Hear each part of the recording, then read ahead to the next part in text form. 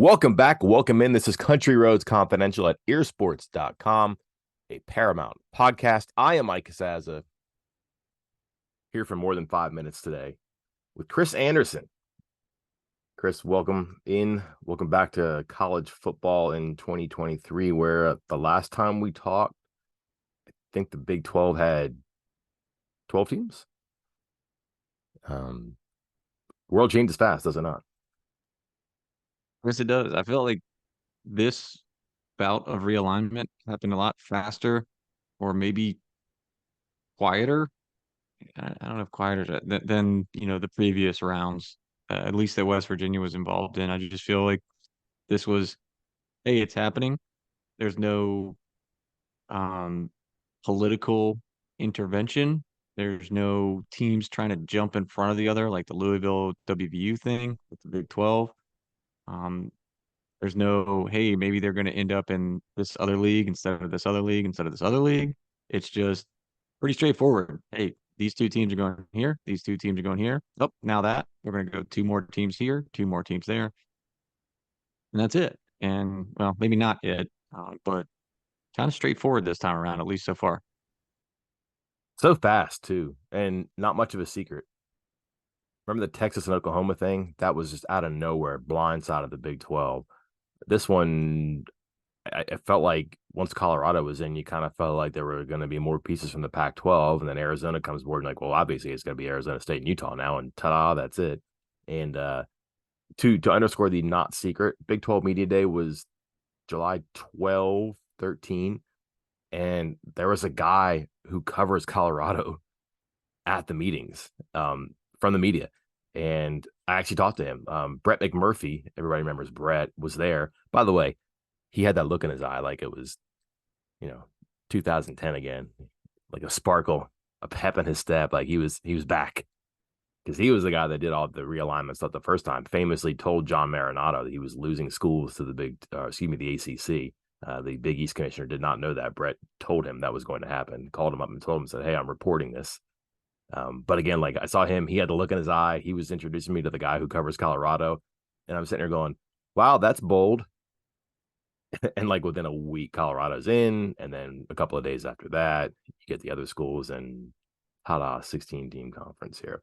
Let's go to the team that we cover in what was and still is the Big 12. West Virginia safely on the island of relevancy here in college sports, not having to be in fear of an outcast status or kind of some leper colony where they got to cut it until they prove themselves and then keep doing that and doing that despite all obstacles. Again, Cosley in the Big Can I 12. hop in here, Mike? I got a Yeah. question for you Oh, yeah. on that. Like, there's a strange feeling I have, like with the way things went down with West Virginia a dozen years ago. And even before that, back with the original departures from the Big East, and West Virginia was still in the old Big East. Mhm. There's this strange feeling if you're somebody who covers WVU or if you are a WVU fan of what happened to WVU, and kind of limbo, being in peril that the program was, where they were going to end up or if they were going to land safely at that time.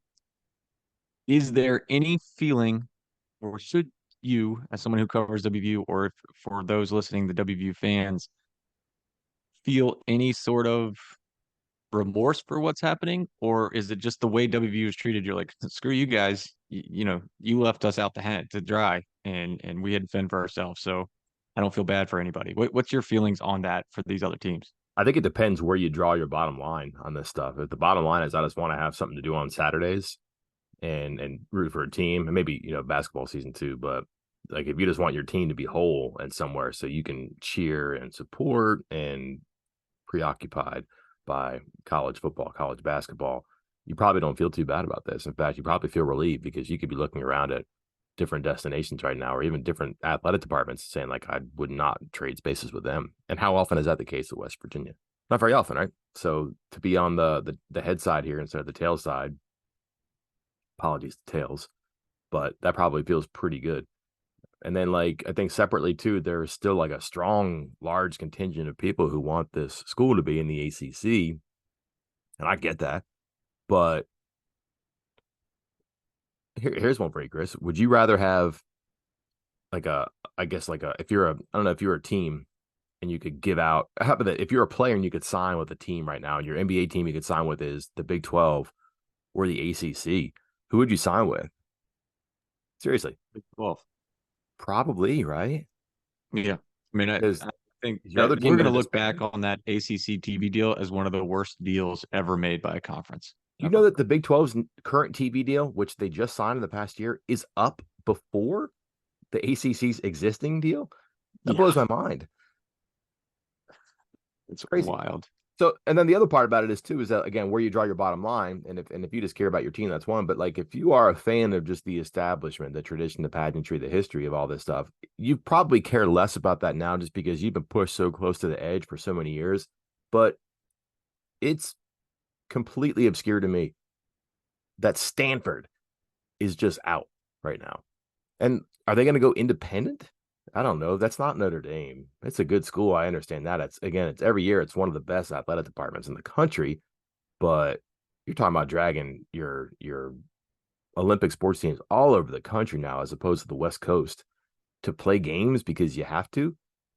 That's a strange thing to me. And like I feel terrible for Washington State and Oregon State, which I think is a program that was maybe on the rise or at least turning a corner. I'm not sure how permanently, but they have been doing some good things slowly but surely with their coach and the direction of their football program.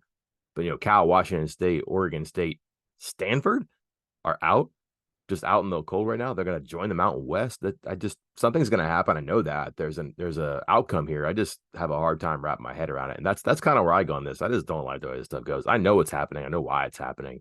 I don't have to like it, and I don't. And I feel like that Stanford is again. This is like the mascot for what a college athletic department is supposed to be, and this is a mascot for what's gone wrong right now. And that's hard for me to watch. And I think that some fans, maybe not as specifically, but I think in a general sense, feel that way. Like this is all going in a direction that does not make people comfortable. And I'm sure there are West Virginia fans who can observe that and appreciate that. And maybe that's why they feel so good about it now. But they may also know, and the other shoe here is that this is not yet done. And if this does whittle itself down to 30, 36, 40 teams, who's to say that West Virginia's in that group? So as always, Chris, you're kind of waiting for the other shoe to drop here. Um, I don't want to derail our fall camp threat podcast too much, but is the ultimate in game, whatever, 50, 60, 48 teams in some sort of, do they all break apart for football and set up a revenue sharing model and then allow the teams to get back to playing regional rivalries more? Like because I just don't see the SEC wanting to get out of this, or the Big Ten out of their current setup, because they are going to be making more money than the Big 12, even as it stands now. They're going to be making a lot more money than the ACC, both of those conferences. So does it ultimately end up where all the teams kind of come together, schools come together just for football to set something breaking apart? And then I'm assuming they would have to set up some sort of revenue share that would not be even. It would be what a lot of people would probably call fair, to what they bring to the table. Is that the ultimate end game here? Something like that. I think you've got the skeleton. I'm not sure what the organs and the skin look like here, but I think you're probably on it. I don't know how big it's going to be though, because I think you're going to have a group that says, "Oh, 48, that'll work." But there's going to be 12 or 14 schools that are not going to be competitive. And then why do they want to do this? And I used to use Stanford as one of them. Like if Stanford was going to be like the 46th school or something like this in this conversation, and probably realistically isn't going to win a national title with the way that they're going to consolidate power in these leagues, which is a small number of them getting 9-figure paydays. Then does Stanford want to be like involved in this? Like, what are we doing? This doesn't make any sense. Let's break away from this and be in our own little tier. So can they? I guess the question is, can they have a fourth level of Division I football? You have three right now. You have the FCS, the Group of Five, and the Power Five. If the Power Five becomes concentrated into like a 30-team NFL, so to speak, and I think it's going to be about that big, so you can actually have rivalries and something regular. I'm not sure it's divisions or conferences, but clusters, let's say. Maybe it's geographic, maybe it's conferences within these two conferences. I don't know. But there's still going to be a cut that is in between that elite level. So let's just say the elite, and then below that is your current Power Five. Like you're going to have something in the middle there. Can they all exist separate of the NCAA? And that's a question to me because the college football playoff runs college football now. would that be the governing body for all of the quote unquote Division One, or just for that elite conference? And then would something else be in the place of, I guess what we call like Power Five one, Group of Five, FCS? I don't know, but I think you're on the right track there. I don't know how it looks, but I think that you've got, like I said, you got the skeleton there, and how this forms itself over time. I don't know. I just wonder how big that major conference is going to be. I used to think like maybe 48 teams. More and more I think about it now, why do the 30 really good ones want to share with the 18 or so pretenders, frankly? And you know who those schools are. Are those schools just in it to collect those big paychecks? Maybe, but is that going to be acceptable for those 30 really good programs? And I have no indication why that would be. I think these people are really going to try to hog it all up as much and as often as they can. You ready to turn it to WVU football and see if they're going to be a pretender or contender this year, Mike? Oh, segue. Yeah, I Solid. tried. Yeah, so we are a week into this now. Started on Wednesday the 2nd. We are into our sixth practice today on Tuesday. Full pads, full contact now, Chris. Pretty cool. This is when you start to learn some things about the players. The players have been learning things about playbook schemes, college football teammates, but now everything merges now. Players learn about what the real is when it comes to this stuff if they haven't already discovered that. And then the team obviously learns around players, and you kind of accelerate from this point forward. Let's go back to last Wednesday, though. Anything standing out to you that we have or have not covered, which deserves more time and detail than we provided, or which maybe deserves some spotlight we have not yet provided? Well, I think we did touch on it before the season started because I think I asked you about Neil Brown's comments during Big 12 Media Days and how there seems to be, I didn't know if I wanted to go so far as to say confidence that this team is going to be good, but a lot of what has been said so far has kind of backed that up. And it's been some of the comments again from Neil Brown. And you go through each of the position groups. You know, Jordan Leslie talking about how he has some different and new pieces that he's never had before on that defense. Shadon Brown just said on Monday that this was the deepest his secondary has been since he's been here at WVU. The running back room is as deep as it's been in the last few years. The offensive line group, Matt Moore obviously loves that. Not only the depth, or not only the starters, but the depth. Neil Brown is saying that the wide receivers are deeper or more talented than people give credit for. That people may be kind of underselling what that wide receiver room can be. Mike, is this fall camp hope, or is any of this legit? Ooh, it's hard not to cast a vote for hope just because they've been so hopeful for so long. And I don't mean that in a way to demean their achievements, which haven't been great. But I think when you say hopeful, sometimes like, well, they hope that they can get to this level. And that's a synonym for what I'm talking about here. Their hopefulness sometimes that they speak highly of certain units and players and ideas and angles that ultimately do not get to where they hoped they were going to be. We've been down this before. I'll get off my soapbox. Everybody knows where I stand on this. But part of it, I think, is realistic, and I just think that they went about things differently. And it's kind of a weird mix of young and old. Like even their young players have been around for a little bit. Like an Andrew Wilson Lamp is, I think a lot of people would agree, is a young player, but he's been here for a while, and he's gone through the whole strength and conditioning, nutrition car wash now, and is a bigger and better and more confident player. And there are people like that, on the defensive line.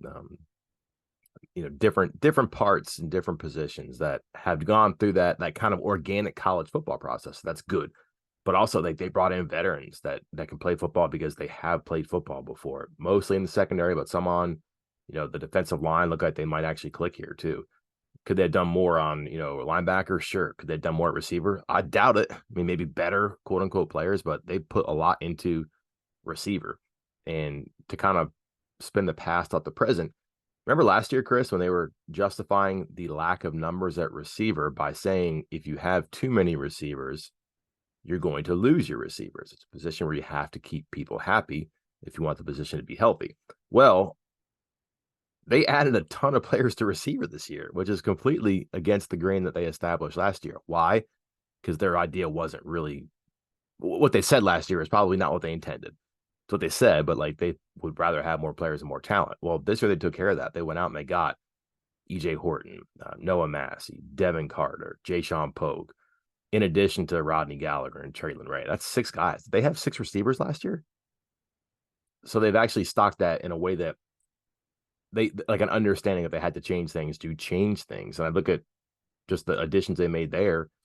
It's kind of synonymous with what they did in the defensive backfield too, where they added, 2 corners and 2 safeties. Defensive line, they added a defensive tackle and a defensive end, and guys who were veterans of college football, older players. And I think if you just hear the way they talk about experience and veteranness and knowledge and leadership, that's going to make a difference. They hope, I would say, but I do think that it's a good plan and it can take off quicker than kind of waiting for your hopes to become reality. Like if you're drawing your optimism upon results, that's a little bit different than drawing your optimism upon like hope. That makes sense? Of course it does. You said it. So Well, that's what I had to ask because sometimes it kind of gets nested there. My question for you, yeah. one of my favorite things is to point out who's asked about, who was talked about, what is asked about, what is talked about. And just the quick review here. You get a lot of stories at this time of year when people ask questions and the coaches or players are just right to answer them. And then all of a sudden that becomes like a capital T thing. Like, oh man, this player, this thing, they can't stop talking about it. Well, they can't stop talking about it because we can't stop asking about it. There's a difference between what people ask about and what people talk about. And when someone is asked a question and made to answer about a position, a player, or whatever, that's very different than when a coach or a player volunteers information about a position, a player. There's a couple examples here I have in my head, and I'm wondering if you've caught any of them here. But we know who the asked about all-stars are, probably Jaheim White, maybe DJ Oliver. But what's new is going to be asked about. What's important is what is talked about. So who are the talked about all-stars so far? Who are people talking about that maybe it's a good sign for the offense, the defense, or even special teams? Well, there was one exchange that I noticed the other day, or I've noticed a couple times, and I'm guilty of it. I'm one of the people who has talked about this person a lot, but it's when the discussion centers around Bandit. And I have talked about James Hurd. He has been asked about. I believe Jordan Leslie just got asked about him the other day in his press conference. Um, he's been asked about back in the spring. I think we made a video about what the coaches said about him back in the spring. I've talked about how he's kind of a, I don't want to say again, don't want to say one dimensional, but he's more of a pass rusher than anything else, and that might get him on the field earlier. But I noticed when discussing that position and who is what at that position in practice, that from your notes, Hurd was not one of the first guys mentioned. It was actually Tyron Bradley, the FCS transfer. Mm-hmm. Am I reading too much into that? Is that one of the flip flops here of heard about and talked about, or at least seen about To for your that point, position? I think actually the question was heard and Bradley came up in the answer. Yeah, So yeah. that's kind of what we're talking about there. Like, yeah, we'll talk about you asking about this guy, but let me talk about this guy as well too. And that's one of those veterans that body experience and kind of fits in that position. So I would put him on the list for sure. And he's come up in other, I would say off to the side conversations I've had with people, but like they like him and he's a different body than Jared Bartlett or James Hurd for that matter. He's a big kid. One for you. Um, Uh, yeah, you go ahead. couldn't help but Nick Malone. You catch the references from Matt Moore yesterday on Monday about him? Yeah, I was going to say, they're all this talk about the quote starting five kind of offensive line, and I think I've heard more from Matt Moore about Brandon Yates and Nick Malone than some of the five perceived starters on the offensive line. Now, some of that maybe is hope that they can get to 7 players, which everybody talks about how great this offensive line is, and yet I don't know who their second cut is at all these positions yet. It might include like a Sullivan Weedman, which probably not where you want to be, but also they can cross train a couple people. They don't have to worry about that. I'm also not sure that they really want to be in business playing 8 players when their top 5 or 6 are so good. But That was definitely one. Um, EJ Horton, just a couple of times now. We haven't even had the receivers coach, but Chad Scott's mentioned him. Neil Brown's spoken twice, mentioned him both times, including Saturday. It was his best practice, which again, just a couple of days in at that point, but to be there already and again be taking outside reps the first couple of days, no Cortez Bram at that position. And that's somebody who, with the perceived starter out, Cortez Bram was sick, back, no worry now. But they plugged him in and Horton did fine. And Horton was a guy, is he inside? Is he outside? He's outside now and he's very fast and he just looks apart. That was definitely one that I noticed about. And then from a player perspective, like when the players talk, that's always interesting. They're likely to dap their teammates on their side of the ball or in their position room. What the heck was CJ Donaldson doing raving about Michael Lockhart? Did you catch that? I'm That trying to stood think out to of, me. you had me thinking about what was it last year where I think the defensive line was talking about one of the running backs. It might have been Tony Mathis. Like, so nothing like extraordinarily surprising, but yeah, like I maybe Dante Stills being like Tony Mathis, man, when he gets going, something, something, something. So yeah, I did catch that about CJ Donaldson the other day. Yeah. And they do not want to give him credit. That's the one thing, too. They never want to give the other players credit. But Lockhart last year, when players were talking about him, it was not behind a microphone, but it was in frustration on the field. Like he wasn't where he's supposed to be. He got here late, but didn't know where he's supposed to be, a little tired. And if you talk to people now, much smarter about the game. His body's in better shape. He's in a good spot to help the team. And if a running back is talking about a defensive tackle, a nose guard, sorry, closing gaps, he's not even in, chasing plays down, that's a name you write down and figure out, all right, where's Michael Lockhart going to be? Because it sounds like he's got number four's attention. That should mean something. I got one more for you. One that Shadon Brown spent quite a bit of time talking about the other day. Beanie Bishop. Now, a lot of what Shadon Brown said was about his mentality and his approach to the game and how he's kind of taken on a leadership role. But Neil Brown talked about him with special teams the other day. Shadon Brown's talking about him. You're seeing him out there on the field involved with both special teams and first and second team defense. So I kind of feel like, I mean, again, he's a transfer, 1 year transfer. Like he was brought in to make an impact right away, but I do think maybe he was a little bit overlooked because he wasn't one of the transfers that came in the spring, and maybe he's going to make more of an impact than originally thought. So, what did we think about him when they signed? I want to say the conversation was he was small. Am I wrong there? I think that might have been part of it. I remember when he signed, I think I was like, okay, this is, a nickel guy. This is a guy that's going to be your fifth cornerback or your third corner, on the field or something like that. Because I remember, he was at Western Kentucky originally, was very, very good there, then transferred up to Minnesota and became their nickel corner, their slot corner, basically. And I figured he would kind of fill a similar role for West Virginia. Again, not necessarily because of his size, although I do remember him being smaller, but because I was like, hey, he tried to make this leap from Group of Five to Power Five, and he's not a starter, and that's fine. And maybe he is. Maybe Minnesota just had a couple really nice cornerbacks in front of him. He's 5'10", 185. I was in the impression he was like a 5'8", 5'9" guy. Um, and just watching him, he looked like he was about Jacoby Spell's size. And if I'm looking at Spells now, he's an inch taller and a pound lighter. So roughly that. But I was just eyeballing thinking like that's about the same size guy. He's not a small guy. Like Anthony Wilson in the backfield is a smaller guy. Keyshawn Cobb is a smaller guy. Those are safeties. They kind of want some bigger and I would say stronger people running with the cornerbacks. And he's that looks like a guy who's been through college weight rooms a couple times. Upper body's big. He's like stout. And when he's running with the Devin Carter and they're fighting each other just for like position on a route, not even when the ball's in the air, he doesn't get rerouted a whole bunch. And that's kind of important too. Not that, it's legal, but like you're definitely going to jostle sometimes and you're going to get rerouted. And all of a sudden, if you wobble left and he's going inside on a slant on his right, you're in trouble there. And if he can stay square and like give it as good as he gets it, he's going to be okay there. That's a person who just watching him play, I thought, all right, this is probably going to be a starter level guy. And then just the stuff from Shadon Brown yesterday about the alpha mentality. Now he's come into that room that was maybe lacking a leader, even though Malachi Ruffin is really respected there. I think Bishop's maybe a more vocal guy. Let's go into the second week here now, and the pads go on. We have a couple minutes here, and we'll just spend a couple on this topic here.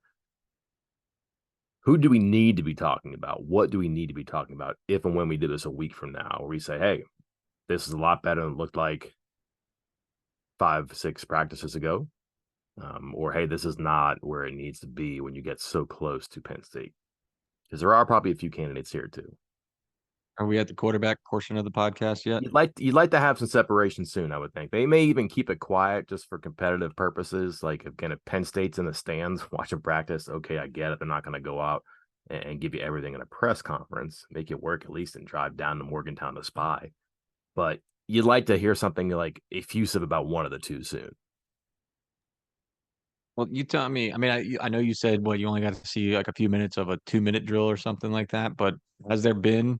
I mean, it seems limited on what's been able to be seen as far as like actual quote unquote football for the quarterbacks at least. Have you been able to tell a difference between the two this fall? This is observational because I don't know what they're running when they're doing 2 minute stuff. A lot of it's organization, I think, and just like it's like cardio as much as like it's a mental thing too. Can we get down the field quickly? And so the drill was 141. You get the ball at your 42. You have one timeout left, and you go. And they got a field goal in 2 drives, and Garrett Green led the field goal drive. But Garrett Green converted a third down. He moved the ball with his legs. He did some good things. Nico Marchio missed 2 throws, and one turned the ball over on down. So does that mean that Nico Marquez got an accuracy problem? I don't think so, but small samples. That's the thing for me. Like right now, people want to know about the quarterback. I can't tell you. And when they're doing their warm up stuff, everybody looks like an All American when they're doing air, right? You're just throwing like slants to guys who are open on the hash. Easy. If you have problems with that, then I'm sure that solves a lot of the problems with the coaches. And I haven't seen that. And I can't make a ton out of the 2 minute drill that we saw because that's a unique drill. The defense kind of knows you're not running the ball. You're going to be playing pass pro. So that's hard for me to draw conclusions on. I would say that Green's a better, more willing runner, and just seems like he's more comfortable when he gets the play and the call and has to run it, and then he knows when he can pull the trigger and run it, and he knows that he can make a throw too. And the ball just seems like it comes out of his hand sharper, faster, flatter. But that doesn't mean that Marquez got a bad arm. Marquez may have an arm where he can just like go a little bit easier. He doesn't have to put quite as much oomph on it, and that maybe Green does, and that could just be a natural thing for Marquez. But that's an observation to me is that the ball just looks different coming out of Green's hands. Um, Marquez got a nice touch though when he stretches the field. He might not be perfect underneath, but Green to me is not as good when he has to stretch the field and go vertical with it. But I can't use that as ammo to make a decision right now. That's why I don't make the money that those guys do. Unrelated question. The other thing I think needs to be maybe discussed or figured out, or maybe, WVU's hoping to see some legitimate playmaking from wide receiver. I think that's something that's been missing for the past few years. And there's been a lot of talk, and I'm in agreement about the sentiment that there are the right pieces. They all fit like this puzzle together and bring different things, but they actually have to do something, on the field. And I think over the next week, once it gets into real football with pads, it would be nice to see if that's happening as well. Agreed. And then the other position of concern, and we might have seen a little bit of the preview here, is what they're going to do with Will. They were asked a Lance Dixon question, and the answer was kind of squirrely, like, okay, what we might do. It doesn't mean we're going to do it, but like I think Lance Dixon is the in case of emergency, especially because they like Hershey McLaurin so much at Spear. So if worst comes to worst, you just slide Dixon over to Will. He has experience there. They could heat that up pretty quickly if they want to.